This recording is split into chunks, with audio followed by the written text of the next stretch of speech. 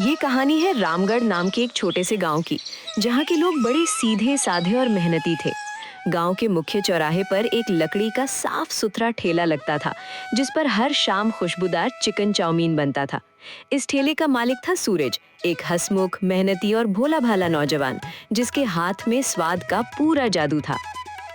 अरे सूरज भाई, आज तो कढ़ाई से ऐसी खुशबू आ रही है कि मेरा पेट पहले से ही कुड़कुड़ाने लगा है। जल्दी से एक प्लेट लगाओ यार। अरे गोपाल भाई, बैठो तो सही। आज मैंने नया तड़का ट्राई किया है, थोड़ा लहसुन ज्यादा डाला है। खाकर बताना कैसा लगा। लहसुन ज्यादा डाला है तो घर जाकर बीवी से डांट तो नहीं पड़ेगी ना? कहीं ऐसा ना हो कि चाउमीन खाकर मुझे पूरे रास्ते अकेले चलना पड़े। गोपाल की मजाकिया बातें सुनकर आसपास खड़े ग्राहक भी हंस पड़ते।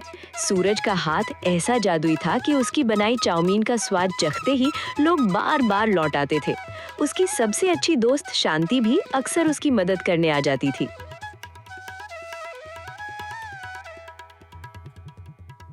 सूरज, प्याज कट गया है, ये लो। और हाँ, आज सुबह वाला हिसाब भी लिख दिया है मैंने, शाम को देख लेना। शांति, तू ना होती तो पता नहीं मैं ये ठेला अकेले कैसे संभालता। बचपन से ही तू मेरे साथ खड़ी रहती है। दोस्ती में हिसाब नहीं होता सूरज, बस तू मेहनत करता रह, बाकी सब अपने आप ठीक हो जाएगा। अरे तुम दोनों की दोस्ती देखकर तो मुझे भी रश्क होने लगता है। मुझे भी कोई ऐसा दोस्त चाहिए जो मुफ्त में मेरा हिसाब लिख दे। गोपाल भाई, तुम्हें दोस्त नहीं, कोई ऐसा चाहिए जो तुम्हारी मुफ्तखोरी का हिसाब लिखे। अब तक तुमने कितनी प्लेटें उधार खाई हैं, वो तो गिनना भी मुश्किल है। ठहाकों के बीच दिन यूं ही गुजर जाता। शाम ढलते ही सूरज अपना ठेला समेटकर गांव की नदी की तरफ निकल जाता, जहां उसकी मुलाकात होती थी प्रिया से, ठाकुर साहब की इकलौती बेटी, जो पढ़ी लिखी और बेहद सीधी लड़की थी। दोनों बचपन से एक दूसरे को जानते थे और धीरे धीरे उनका ये जुड़ाव प्यार में बदल गया था। सूरज, आज इतनी देर से आए? मैं कब से यहाँ इंतजार कर रही हूँ। माफ करना प्रिया, आज ग्राहक ज्यादा थे तो देर हो गई। पर देखो तुम्हारे लिए मैं क्या लाया हूँ। ये लो, आज की सबसे पहली प्लेट तुम्हारे लिए बनाई थी। तुम्हारे हाथ का चाउमीन खाए बिना मेरा दिन ही पूरा नहीं होता। पता है, कल माँ पूछ रही थी कि मैं रोज इतनी खुश खुश कहाँ घूमने जाती हूँ। तो तुमने क्या बताया? बता दिया कि नदी किनारे टहलने जाती हूँ, अकेले सुकून के लिए। पर सच तो ये है कि तुम्हारे बिना मुझे यहाँ भी सुकून नहीं मिलता सूरज। प्रिया, मैं जानता हूँ कि तुम्हारे पिताजी बड़े ठाकुर हैं और मैं एक छोटा सा ठेला चलाने वाला, पर मैं वादा करता हूँ मेहनत से एक दिन इतना बड़ा नाम कमाऊंगा कि किसी को कोई शिकायत नहीं रहेगी। मुझे तुम्हारे पैसों या रुतबे से कोई मतलब नहीं सूरज, मुझे तो बस तुम्हारा सच्चा दिल चाहिए, और वो मुझे मिल चुका है। रोज सुबह सुबह गांव के कई लोग सूरज के ठेले पर नाश्ते के लिए भी आ जाते, क्योंकि उसका बनाया गर्मा गर्म चिकन चाउमीन सुबह के वक्त भी उतना ही मशहूर था। भाई सूरज, रोज सुबह सुबह तुम्हारे हाथ का बना नाश्ता ना मिले तो दिन भर काम में मन नहीं लगता। कल जल्दी आ जाना, आज तो देर हो गई तुम्हें। माफी चाहता हूँ भैया, आज सब्जी लाने में थोड़ा वक्त लग गया, पर आप चिंता मत कीजिए, आपकी प्लेट अभी बना कर देता हूँ, वो भी डबल मसाले के साथ। शाबाश, यही तो बात है तुम में, मेहनत भी है और ग्राहक की परवाह भी। एक दिन तुम इस पूरे इलाके में सबसे मशहूर बनोगे, देख लेना।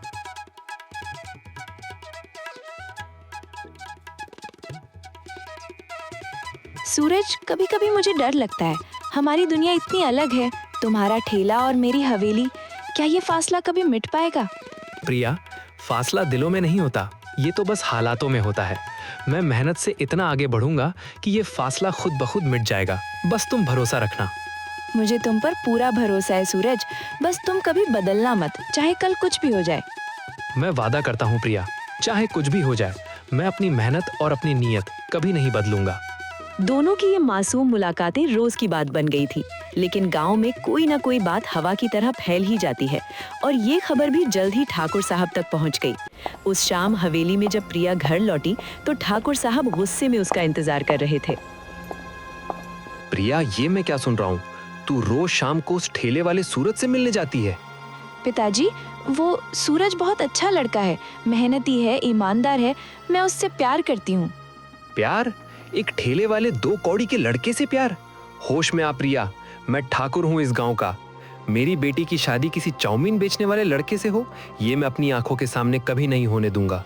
आज के बाद तू उस लड़के से मिलेगी भी नहीं।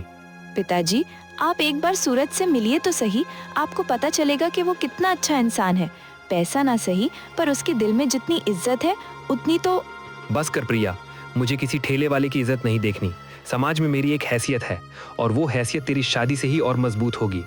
मैंने शहर के बड़े व्यापारी विक्रम के परिवार से तेरी बात लगभग पक्की कर ली है। विक्रम की खुद की बड़ी दुकानें हैं, गाड़ी बंगला सब कुछ है। यही रिश्ता तेरे लिए सही है और यही होगा। पर पिताजी, मैं उस विक्रम को जानती तक नहीं। शादी सिर्फ पैसों से नहीं होती, समझ से होती है। समझ बाद में आ जाएगी, पहले रिश्ता तो पक्का होने दे। और सुन ले, अगर तूने मेरी बात ना मानी और उस लड़के के चक्कर में पड़ी रही तो मैं उसका पूरा धंधा इस गांव से मिटा दूंगा। एक इशारे में उसका ठेला हमेशा के लिए बंद करवा सकता हूँ। ठाकुर साहब का गुस्सा और धमकी सुनकर प्रिया कुछ बोल ना सकी। घर में उसकी एक न चली। रात भर वो करवटें बदलती रही, सोचती रही कि किस तरह सूरज को इस मुसीबत से बचाए। आखिरकार उसने मन बना लिया कि वो खुद ही सूरज से दूरी बना लेगी ताकि उसका धंधा और उसकी जिंदगी सुरक्षित रहे। अगली शाम भारी मन से प्रिया नदी किनारे पहुंची, जहां सूरज हमेशा की तरह मुस्कुराते हुए उसका इंतजार कर रहा था। प्रिया, आज तुम्हारा चेहरा इतना उदास क्यों है? सब ठीक तो है ना? सूरज, मुझे तुमसे कुछ कहना है। जो मैं अब तक तुमसे कहती आई हूँ वो सब झूठ था। मैंने तुमसे कभी प्यार नहीं किया। ये सब तो बस समय काटने का एक बहाना था। प्रिया, ये तुम क्या कह रही हो? मजाक कर रही हो ना? ऐसा मजाक मत करो, मेरा दिल बैठा जा रहा है। नहीं सूरज, ये मजाक नहीं है। मेरी शादी तय हो चुकी है शहर के विक्रम से। अब हमारा मिलना जुलना यहीं खत्म। कृपया आज के बाद मुझे ढूंढने की कोशिश मत करना और ना ही किसी से इस बारे में कुछ पूछना। प्रिया, कम से कम इतना तो बताओ कि आखिर हुआ क्या? कल तक तो तुम कह रही थी कि तुम्हें मेरे पैसों रुतबे से कोई मतलब नहीं, और आज अचानक। बस सूरज, अब कोई सवाल मत पूछो। जो कह दिया वही सच है। मुझे माफ कर देना। इतना कहकर प्रिया आंसू छुपाते हुए तेज कदमों से वहां से चली गई। सूरज वहीं नदी किनारे पत्थर की तरह खड़ा रह गया। उसकी आंखों के सामने अंधेरा छा गया, मानो पूरी दुनिया एक पल में उजड़ गई हो। प्रिया, ये तुमने कैसे कह दिया? क्या हमारी सारी बातें, सारी मुलाकातें सब झूठ थीं? क्या मेरी मेहनत, मेरा प्यार इतना छोटा था कि एक झटके में तोड़ दिया गया? टूटे दिल के साथ सूरज उस रात घर नहीं लौटा। वो देर तक नदी किनारे अकेला बैठा रहा, आसमान के तारों को देखते हुए खुद से सवाल करता रहा कि आखिर उसकी गलती क्या थी।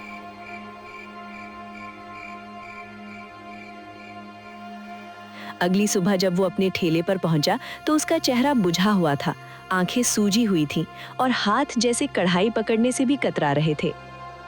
शांति उसे देखकर तुरंत समझ गई कि कुछ गड़बड़ है।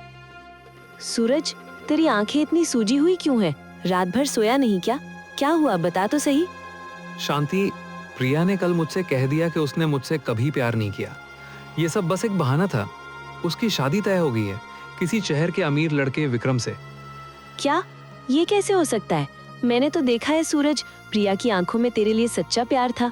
जरूर कुछ ना कुछ मजबूरी रही होगी, वरना कोई अचानक ऐसे दिल नहीं तोड़ता। मजबूरी हो या ना हो शांति, सच ये है कि उसने मुझे छोड़ दिया, और वो भी सिर्फ इसलिए क्योंकि मैं एक ठेले वाला हूँ, अमीर नहीं हूँ। शायद ठाकुर साहब की बात सही थी, मेरी औकात ही इतनी है कि कोई मुझे गंभीरता से ना ले। ऐसा मत बोल सूरज, तेरी मेहनत, तेरी ईमानदारी ये किसी की दौलत से कम नहीं है। किसी एक इंसान के जाने से तेरी कीमत कम नहीं होती। तभी वहां गोपाल भी पहुंच गया। सूरज की उदासी और चेहरे की उतरी रंगत देखकर वो भी सारी बात समझ गया। अरे सूरज भाई, इतना मायूस मत हो। सुन, प्यार में धोखा खाना कोई नई बात नहीं है, पर इस धोखे को अपनी हार मत बनने देना। तू तो अपने हाथों का जादू दिखाने वाला बंदा है। किसी लड़की के जाने से तेरा हुनर कम थोड़ी हो जाएगा। गोपाल भाई, दिल टूटा है तो हौसला भी टूट गया लगता है। मन नहीं कर रहा कुछ करने का। लगता है जैसे सारी मेहनत बेकार हो गई। अरे मेहनत कभी बेकार नहीं जाती भाई। हाँ, कभी कभी रास्ता बदल जाता है। तू देख, आज तेरा दिल टूटा है, कल यही टूटन तुझे कहीं और उड़ान देगी। सूरज, सुन मेरी बात। तेरा दर्द जायज है, पर इस दर्द को अपने ऊपर हावी मत होने दे। इसे अपनी ताकत बना। दिखा दे उन सबको जिन्होंने तुझे छोटा समझा कि तेरी मेहनत में कोई कमी नहीं है। तू रुकेगा तो हार जाएगा, और अगर आगे बढ़ेगा तो यही दर्द तेरी सबसे बड़ी ताकत बन जाएगा। कल तक जो लड़की मेरी हर बात पर भरोसा करती थी, आज वो मुझे पहचानने से भी इनकार कर रही है। समझ नहीं आता किस बात का गुस्सा करूं, किस बात का दुख मनाऊं। सूरज, गुस्सा मत कर, ना दुख मना, बस खुद से ये वादा कर कि तू इस टूटन को अपनी पहचान नहीं बनने देगा। तेरे अंदर जो हुनर है उसे किसी के जाने से फर्क नहीं पड़ना चाहिए। और सुन भाई, दुनिया में हर किसी को अपनी असली पहचान बनाने का एक मौका मिलता है। शायद ये तेरा वो मौका है जिसे तू अभी पहचान नहीं पा रहा। शांति और गोपाल की बातें सूरज के दिल में गहरे उतर गई। पूरे दिन वो चुपचाप अपना काम करता रहा, पर उसके मन में कुछ खलबली मची हुई थी।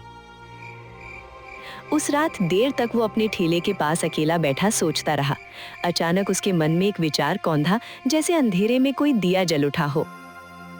अगर दुनिया मुझे इसी नजर से देखती है तो मैं अपने दर्द को ही अपनी पहचान क्यों ना बना लूं। मैं अपने ठेले का नाम बदल दूंगा, ऐसा नाम जो हर किसी की जुबान पर चढ़ जाए, जो लोगों को यहाँ तक खींच लाए। अगली सुबह सूरज ने अपने ठेले के आगे एक नया बड़ा और आकर्षक बोर्ड टांग दिया, जिस पर लिखा था बेवफा चिकन चाउमीन वाला।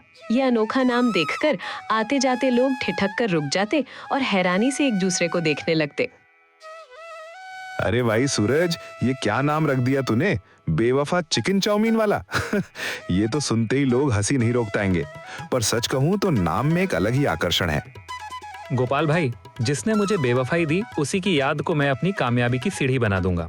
अब जो भी यहाँ से गुजरेगा इस नाम को सुनकर रुकेगा जरूर, और एक बार रुका तो मेरे स्वाद का दीवाना बने बिना नहीं रहेगा। सूरज, ये आइडिया तो सच में कमाल का है। दर्द को इस तरह हथियार बनाना, यही तो असली हिम्मत है। और हुआ भी बिल्कुल वैसा ही। ये अनोखा नाम धीरे धीरे पूरे इलाके में चर्चा का विषय बन गया। लोग सिर्फ स्वाद के लिए नहीं, बल्कि इस दिलचस्प नाम के पीछे की कहानी जानने के लिए भी वहां आने लगे। अरे भाई, ये बेवफा चिकन चाउमीन वाला किस बात का नाम है? कोई खास किस्सा है क्या इसके पीछे? भाई साहब, किस्सा तो लंबा है, पर आप पहले चाउमीन का स्वाद चखिए, किस्सा तो बाद में भी सुन लेंगे। वाह, नाम जितना दिलचस्प है, स्वाद तो उससे भी ज्यादा लाजवाब निकला। अब तो मैं अपने सारे दोस्तों को यहीं भेजूंगा और नाम भी बताऊंगा ताकि उनकी उत्सुकता भी बढ़े। धीरे धीरे बेवफा चिकन चाउमीन वाला का नाम पूरे इलाके में मशहूर हो गया। शाम होते ही ठेले के आगे लंबी कतार लग जाती। कॉलेज के लड़के, बस स्टैंड से गुजरने वाले यात्री, सभी वहां रुककर सूरज के हाथ का स्वाद चखने लगे। भैया, बस पकड़नी है, पर लोगों से सुना कि यहाँ का चाउमीन बिना खाए यहाँ से जाना ठीक नहीं। जल्दी से एक प्लेट बांध दो। अभी लीजिए भाई साहब, गर्मा गर्म बना कर देता हूँ। ये लीजिए, स्वाद पसंद आए तो अगली बार फिर आइएगा। भाई वाह, ऐसा स्वाद तो मैंने शहर के बड़े होटलों में भी नहीं चखा। अब तो मैं बस पकड़ने से पहले हमेशा यहीं रुकूंगा। दिन ब दिन ठेले पर भीड़ बढ़ती गई, कमाई भी अच्छी होने लगी और सूरज अपने दर्द को पीछे छोड़ते हुए मेहनत में डूबता चला गया। सूरज, देख तो, आज फिर इतनी भीड़ है कि सामान कम पड़ गया। तेरी मेहनत आखिरकार रंग ला रही है। ये सब तुम दोनों के साथ की वजह से हुआ है शांति। अगर तुम और गोपाल भाई उस दिन मेरे साथ ना खड़े होते तो शायद मैं यहाँ तक पहुँच ही नहीं पाता। अरे भाई, दोस्ती में ये सब बातें नहीं होती। बस अब जल्दी से एक प्लेट एक्स्ट्रा मसाला डालकर दे दे, आज मेरा मन कुछ खास खाने का है। एक दिन दूर के शहर से आया एक यात्री बस स्टैंड पर उतरा और भीड़ देखकर हैरान रह गया। अरे भाई, यहाँ तो इतनी लंबी लाइन लगी है, आखिर माजरा क्या है? कोई बड़ा त्योहार है क्या आज? त्योहार नहीं भाई साहब, हर दिन यहाँ ऐसा ही नजारा रहता है। ये बेवफा चिकन चाउमीन वाला है, एक बार खा लोगे तो समझ जाओगे भीड़ क्यों लगती है। नाम तो सच में अनोखा है। चलो भाई, अब तो खाए बिना आगे बढ़ ही नहीं सकते। ऐसे न जाने कितने अनजान यात्री रोज इस दुकान के मशहूर नाम से खिंचे चले आते और स्वाद चखकर सूरज के मुरीद बन जाते। उसकी मेहनत और लगन अब पूरे गांव में मिसाल बन चुकी थी। इधर समय के साथ प्रिया की शादी विक्रम से हो गई और वो अपने ससुराल शहर चली गई। गांव में धीरे धीरे उसका जिक्र भी कम होने लगा। शुरुआत में तो शहर में सब ठीक लग रहा था, लेकिन कुछ ही महीनों बाद गांव में एक चौंकाने वाली खबर फैलनी शुरू हुई। सुना है क्या तुमने? ठाकुर साहब के दामाद विक्रम की असलियत सामने आ गई है। उसका सारा कारोबार दिखावा था, असल में वो भारी कर्ज में डूबा हुआ था। उसकी सारी दुकानें और गाड़ी बंगला सब कुछ बैंक ने जब्त कर लिया है। अरे ये तो बड़ी हैरानी की बात है। जिस अमीरी के लिए ठाकुर साहब ने अपनी बेटी का रिश्ता तोड़ा था, वो तो एकदम खोखली निकली। और सुनो, ठाकुर साहब तो अब बहुत परेशान रहने लगे हैं। कहते हैं उनकी तबीयत भी ठीक नहीं रहती आजकल, इतनी चिंता में डूबे रहते हैं। और सुना है विक्रम ने शादी से पहले जो गाड़ी बंगला दिखाया था वो सब किराए पर लिया हुआ था, सिर्फ ठाकुर साहब को दिखाने के लिए। असली सच तो अब खुला है जब बैंक वाले उसका सामान उठा कर ले गए। वाह रे किस्मत का खेल। जिस दिखावटी अमीरी की खातिर एक ईमानदार लड़के का दिल तोड़ा गया, वही अमीरी झूठ की बुनियाद पर खड़ी निकली। यही तो दुनिया का दस्तूर है गोपाल भाई। झूठ की चमक ज्यादा दिन नहीं टिकती, जबकि सच्ची मेहनत की रोशनी हमेशा बनी रहती है। ये खबर सुनकर ठाकुर साहब का सारा घमंड चूर चूर हो गया। हवेली में बैठे हुए खुद से बुदबुदाते रहते। मैंने अपनी हैसियत के चक्कर में अपनी बेटी की खुशियां दांव पर लगा दी। काश मैंने उस दिन प्रिया की बात सुनी होती, उस लड़के से एक बार मिला होता। आप इतने परेशान क्यों रहते हैं आजकल? खाना पीना भी ठीक से नहीं हो रहा आपका। क्या बताऊं, अपनी ही जिद और घमंड में मैंने प्रिया की खुशियां बर्बाद कर दी। अगर उस दिन मैंने उस लड़के से एक बार मुलाकात की होती, शायद आज हालात कुछ और होते। जो हो गया सो हो गया, अब पछताने से क्या फायदा। बस अब कोशिश करिए कि प्रिया को इस मुश्किल घड़ी में अकेला मत छोड़िएगा। तुम सही कह रही हो। धन दौलत और रुतबे के पीछे भागते भागते मैं ये भूल गया था कि असली दौलत तो अपनों का सुख चैन होती है। दूसरी तरफ सूरज का बेवफा चिकन चाउमीन वाला अब पूरे इलाके का सबसे मशहूर ठिकाना बन चुका था। दूर दूर के गांवों से लोग सिर्फ ये नाम सुनकर वहां खाने आते थे और हर कोई सूरज की मेहनत और ईमानदारी की तारीफ करता। सूरज भाई, अब तो तेरा नाम आसपास के 5-6 गांवों में मशहूर हो गया है। कल एक आदमी बस स्टैंड पर पूछ रहा था कि वो बेवफा वाला ठेला कहाँ मिलेला। ये सब भगवान की मेहरबानी और तुम दोनों के साथ की वजह से है गोपाल भाई। जिस दर्द ने मुझे तोड़ा था, आज वही मेरी पहचान बन गया है। एक शाम जब सूरज अपनी दुकान पर ग्राहकों को खाना परोसने में व्यस्त था, अचानक भीड़ में से एक जानी पहचानी सूरत सामने आई। ये प्रिया थी, जो अपने मायके वापस लौट आई थी। सूरज, प्रिया, तुम यहाँ? सूरज, मुझे माफ कर दो। मैंने जो कुछ भी उस दिन कहा था वो सब झूठ था। पिताजी की धमकी की वजह से मुझे मजबूरन तुमसे वो सब कहना पड़ा था। मैं आज भी सच में तुमसे। प्रिया रुको, मुझे अब पुरानी बातें दोबारा कुरेदने की जरूरत नहीं है। मैं समझ सकता हूँ कि तुम पर कितना दबाव रहा होगा और अब मुझे तुमसे कोई शिकायत भी नहीं है। तो क्या हम फिर से? प्रिया, वक्त बहुत आगे निकल चुका है। जिस दर्द ने मुझे तोड़ा था, उसी दर्द ने मुझे यहाँ तक पहुँचाया है। आज जो सूरज तुम्हारे सामने खड़ा है वो अकेला नहीं है। मेरे साथ शांति और गोपाल जैसे सच्चे लोग हैं, जिन्होंने मुझे हर मुश्किल में संभाला है। मैं उनका एहसान भुलाकर पीछे नहीं लौट सकता।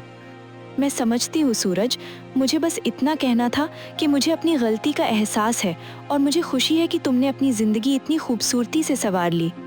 प्रिया, मैं तुम्हारे लिए बुरा कभी नहीं सोचूंगा। बस अब मेरी मंजिल कुछ और है, मेरे साथी कुछ और हैं। तुम भी अपनी नई जिंदगी में हिम्मत के साथ आगे बढ़ो। प्रिया, जाने से पहले एक बात कहना चाहता हूँ। तुम्हें जो सजा मिली वो शायद मेरे लिए दी गई किसी बद्दुआ का नतीजा नहीं, बल्कि ये जिंदगी का वो सबक है जो हर किसी को कभी न कभी सिखाया जाता है। मैं चाहता हूँ कि तुम इससे सीख कर आगे बढ़ो, टूट कर नहीं। तुम्हारी यही सोच तो तुम्हें बाकी सबसे अलग बनाती है सूरज। काश मैं भी उतनी हिम्मत दिखा पाती जितनी तुमने दिखाई। प्रिया की आंखों में आंसू आ गए। उसे अपनी गलती का पूरा एहसास हो चुका था, लेकिन अब वक्त हाथ से निकल चुका था। भारी मन से वो वहां से चली गई। सूरज कुछ देर उसे जाते हुए देखता रहा, फिर मुस्कुराते हुए वापस अपने ग्राहकों की तरफ मुड़ गया। तभी शांति उसके पास आकर खड़ी हो गई। सूरज, तूने बहुत अच्छा जवाब दिया। मुझे तुझ पर गर्व है। दर्द को हथियार बनाकर तूने जो मुकाम हासिल किया वो हर किसी के बस की बात नहीं। शांति, अगर तू और गोपाल भाई मेरे साथ ना होते तो शायद मैं आज भी उसी दर्द में डूबा रहता। तुम दोनों ने मुझे सिखाया कि सच्चा साथ पैसों या रुतबे से नहीं बल्कि दिल से मिलता है।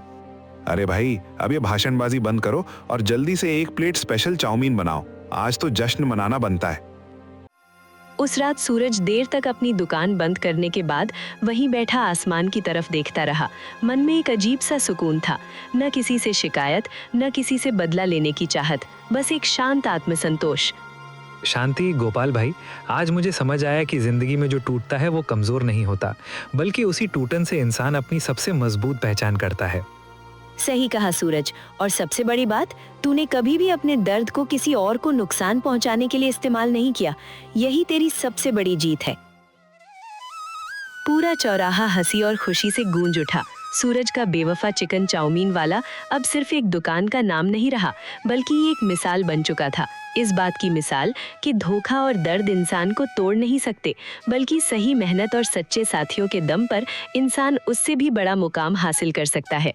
रामगढ़ गांव में आज भी शाम होते ही उस मशहूर ठेले पर ग्राहकों की भीड़ लगी रहती है और हर कोई सूरज की मेहनत और उसकी कहानी की तारीफ करता नहीं थकता। जो लोग कभी उसे एक मामूली ठेले वाला समझते थे, वही अब उसकी सफलता की मिसाल देते थे। सूरज भाई, सच कहूं तो तुम्हारी मेहनत देखकर हम जैसे नौजवानों को भी हिम्मत मिलती है। लगता है कि अगर नीयत साफ हो तो कोई भी मुश्किल हमें रोक नहीं सकती। भाई साहब, यही तो असली कमाई है। पैसा तो आता जाता रहता है, पर जब कोई मेरी कहानी से हिम्मत पाए तो वही मेरे लिए सबसे बड़ी सफलता है। ऐसी ही बातें सुनकर सूरज को एहसास होता कि उसका दर्द अब सिर्फ उसकी अपनी कहानी नहीं रहा, बल्कि ये पूरे गांव के लिए एक प्रेरणा बन चुका था कि मेहनत और सच्चाई के आगे हर धोखा, हर घमंड एक दिन जरूर झुक जाता है। अरे सूरज भाई, अब तो तुम्हारी दुकान का नाम सुनकर लोग दूर दूर के शहरों से भी सलाह मांगने आते हैं कि अपना धंधा कैसे जमाए। कल तो एक लड़का पूछ रहा था कि क्या वो भी अपनी चाय की दुकान का नाम बेवफा चाय वाला रख सकता है। गोपाल भाई, नाम कोई भी रखे, असली बात तो मेहनत और नीयत की होती है। नाम तो बस लोगों को रोकने का एक बहाना है। टिकाए रखने का काम तो स्वाद और ईमानदारी ही करती है। यही तो तेरी सबसे बड़ी खासियत है सूरज। तूने कभी अपनी कामयाबी को घमंड नहीं बनने दिया, हमेशा विनम्र और जमीन से जुड़ा रहा। हमारी ये कहानी यहीं पर खत्म होती है। दोस्तों, अगर आपको ये कहानी पसंद आई हो तो वीडियो को लाइक जरूर करें, चैनल को सब्सक्राइब करें और कमेंट में लिखें कि आपको सूरज का ये जवाब कैसा लगा। अगली कहानी में आपका नाम शामिल करना है तो अभी कमेंट कर दीजिए। मिलते हैं अगली दिलचस्प कहानी के साथ। तब तक के लिए नमस्कार।